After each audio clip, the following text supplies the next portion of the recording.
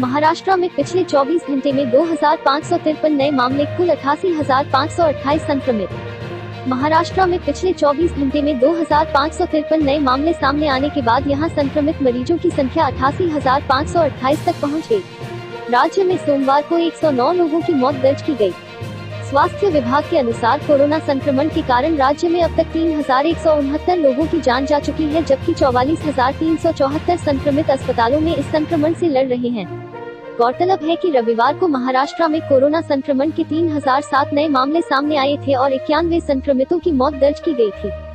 स्वास्थ्य विभाग के अनुसार राज्य में संक्रमित मरीजों की संख्या 86,000 के करीब पहुंच गई थी और 43,591 मरीज सक्रिय थे, जिनका विभिन्न कोविड-19 अस्पतालों में इलाज चल रहा है। रविवार तक कुल 3,060 लोगों की इस संक्रमण के कारण जान जा चुकी थी।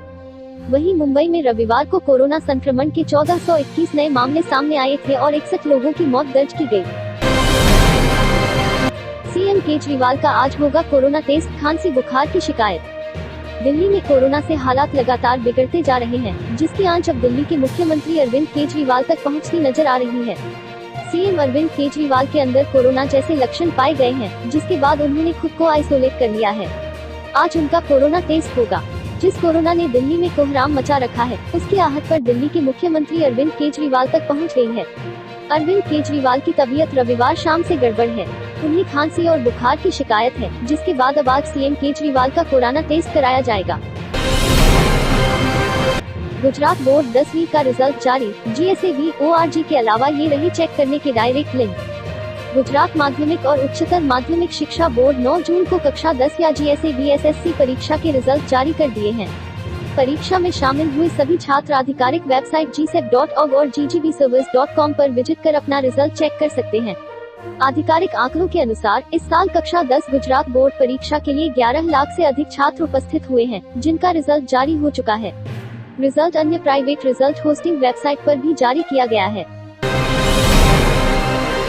रक्षा मंत्री राजनाथ सिंह के शायरी वाले ट्वीट पर राहुल गांधी ने किया पलटवार, चीन विवाद पर फिर पूछा ये बड़ा सवाल। रक्षा मंत्री राजनाथ सिंह ने सोमवार को कांग्रेस नेता राहुल गांधी के एक ट्वीट का शायराना अंदाज में जवाब दिया था।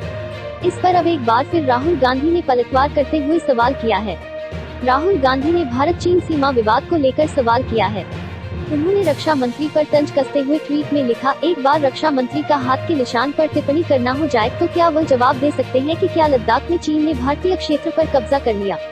बता दें कि भारत और चीन सीमा विवाद को सैन्य और राजनयिक स्तर पर बातचीत के जरिए सुलझाने पर सहमत हुए हैं। इस बीच मंगलवार को पूर्व कांग्रेस अध्यक्ष राहुल गांधी ने अमित शाह के बयान पर प्रतिक्रिया देते हुए कहा कि सबको मालूम है सीमा की हकीकत, लेकिन दिल के खुश रखने को शायद ये ख्याल अच्छा है। दरअसल गृह मंत्री अमित शाह ने रविवार को कहा था कि भारत की रक्षा नीति की वैश्विक स्तर पर स्वीकार्यता बढ़ी है।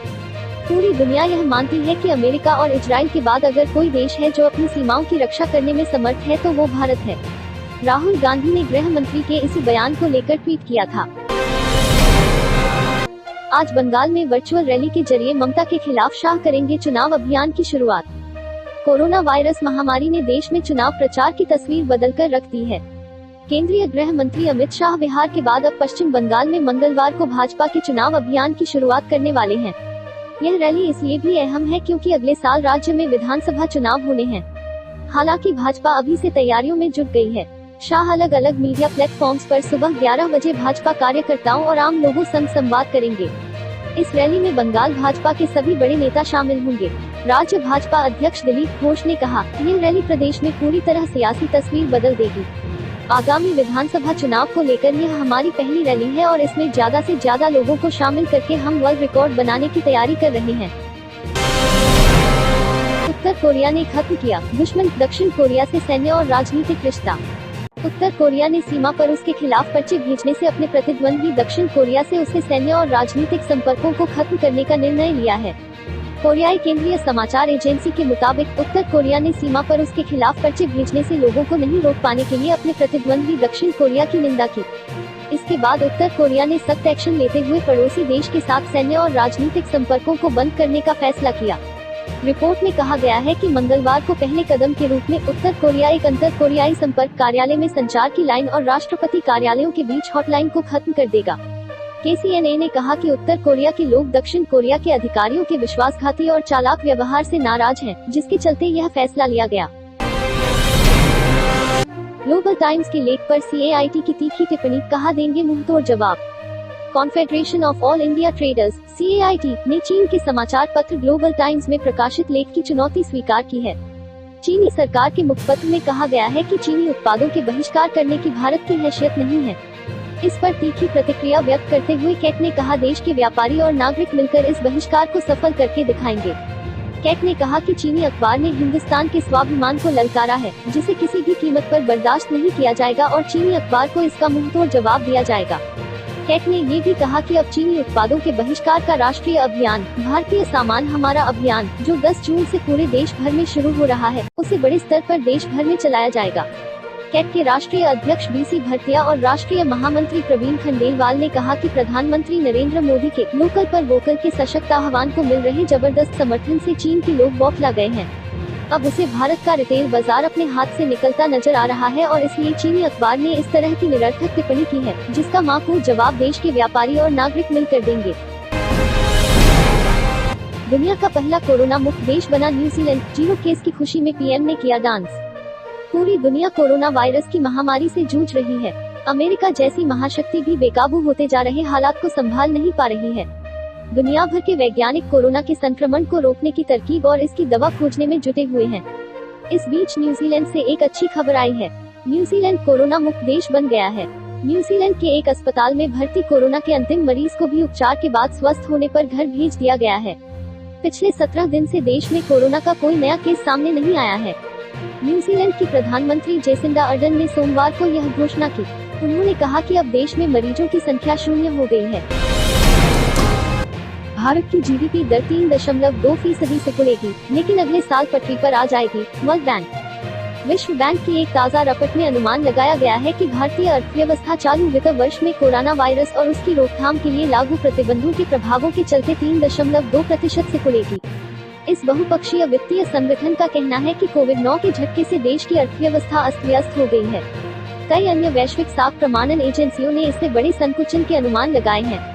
विश्व बैंक की ग्लोबल इकोनॉमिक प्रोस्पेक्ट वैश्विक आर्थिक संभावना रिपोर्ट में भारत की वृद्धि के अनुमान में पहले के अनुमानों की तुलना में 9% की भारी कमी की गई है, लेकिन रिपोर्ट में कहा गया है कि भारतीय अर्थव्यवस्था अगले वर्ष फिर उछलकर पटरी पर वापस आ जाएगी। रिपोर्ट में कहा गया है कि भारत की आर्थिक वृद्धि 2019-20 में अनुमानित 4.2% रही। अनुमान है कि 2020-21 में यह अर्थव्यवस्था कोविड-19 के प्रभावों के कारण 3.2% संकुचित होगी। सोने चांदी की कीमतों में फिर लगी आग, जानिए क्या हो गया है 10 ग्राम गोल्ड का रेट। अनलॉक 1.0 के बीच देश में ज्यादातर मॉल्स और रेस्टोरेंट्स खोले जा रहे हैं। लॉकडाउन में रियायत का यही सिलसिला अब अन्य देशों में देखने के मिलने लगा है। इस बीच बाजारों में उम्मीद जगने लगी है। अंतर्राष्ट्रीय बाजार के मजबूत संकेतों के चलते राष्ट्रीय राजधानी के हाजिर सर्राफा बाजार में सोमवार को सोने का भाव 348 रुपये उछाल के साथ 46,959 रुपये प्रति 10 ग्राम हो गया। HDFC सिक्योरिटीज ने यह जानकारी दी। इससे पिछले कारोबारी सत्र में सोना 46,611 रुपये प्रति 10 ग्राम पर बंद हुआ था। चांदी की कीमत भी 794 रुपये का उछाल दर्शाती 49,245 रुपये प्रति किग्रा पर बंद हुई। HDFC सिक्योरिटीज के वरिष्ठ विश्लेषक जिन्स तपन पटेल ने कहा, सोने की अंतर्राष्ट्रीय कीमतों में तेजी के बीच दिल्ली में 24 कैरेट सोने के हाजिर भाव में 348 रुपये की तेजी आई। उन्होंने कहा कि कारोबारी गतिविधियों और परिवहन सेवाओं के फिर से शुरू होने से आने वाले महीनों में मांग की स्थिति में क्रमिक सुधार होगा। अंतर्राष्ट्रीय बाजार में सोने का भाव तेजी के साथ $1,696 प्रति औंस हो गया, जबकि चांदी का भाव तेजी दर्शाता $17.68 प्रति औंस हो गया।